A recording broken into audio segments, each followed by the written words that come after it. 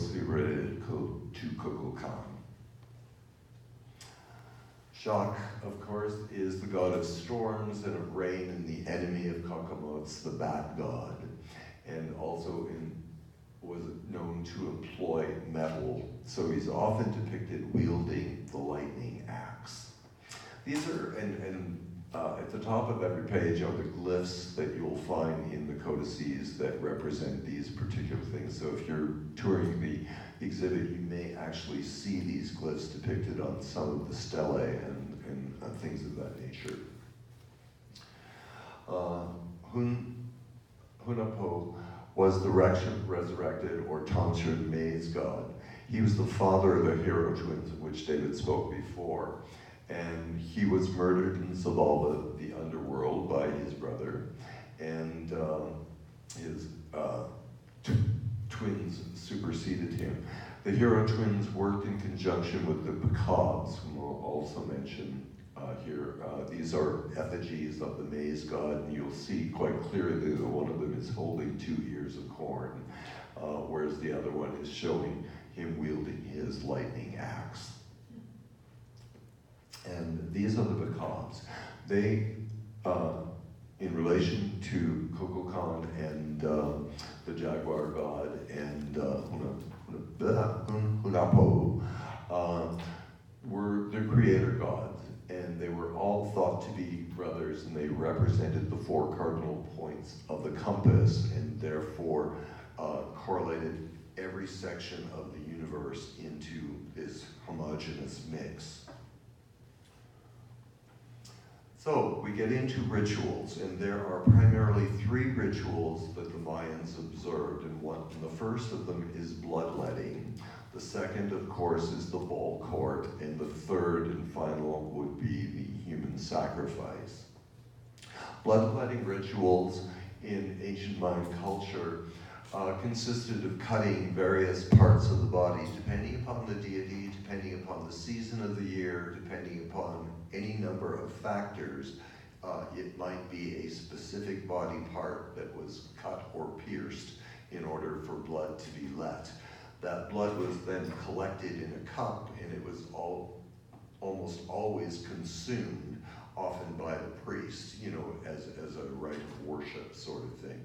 I would imagine, I speculate, because I don't know this for a fact, that many of the people performing these things, because they were either the chieftains, the kings, the lords and ladies of the court, the priests or priestesses, they were members of the nobility. They weren't the common people that were performing these rituals. They were the higher-ups. And sometimes these rituals were performed privately, and other times they were performed publicly. Again, depending upon which deity was being honored or revered, or the time of year may have also played a role in this. The bloodletting was done by the use of implements such as you see here. These could be made from jade or nephrite or obsidian, and sometimes stingray spines were also used to pierce certain parts of the body. The practice was performed by both men and women, sort of thing. And I would mention, and as I was starting to say before, I speculate that they probably consumed a great deal of pulque before they did any of this, or possibly even a few coca leaves, sort of thing, because this would not have been, some of the areas of the body that they pierced would be very painful. As I said, blades were made from obsidian or jade, and stingray spines, as you can see in this gentleman's hand here at one of the museums, were also used.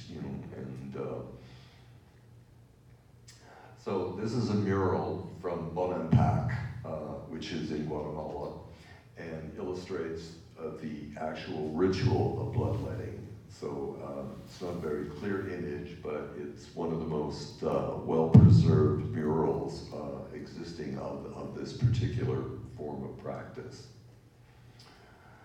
The ball court.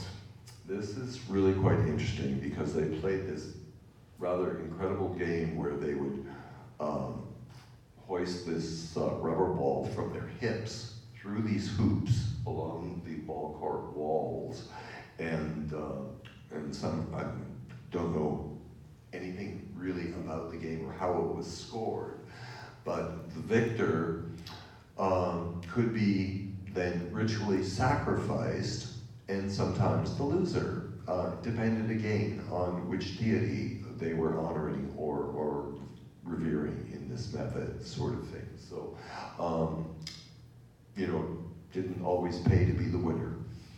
But they would bounce this very large rubber ball off their hip, and there are some archaeologists that speculate that some of the rubber balls actually were built around human skulls.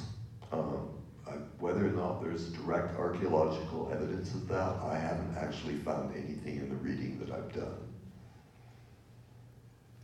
And again, you'll see on the platforms here, this is where after the ball court, this is often where the ritual of human sacrifice would take place. It would be performed publicly, because this was in the square between the temples. David can probably tell you the location of one of them specifically, because he took that lovely photograph from Chichén Itzá. Yeah, it's actually not far from the Venus platform is not far from El Castillo. Right, I didn't think it was. It's Yeah. on the path. It's Okay. close. Yeah, and I know it's depicted as being quite close, sort of thing. Because some of these rituals took place at the top of the temple as well, sort of thing.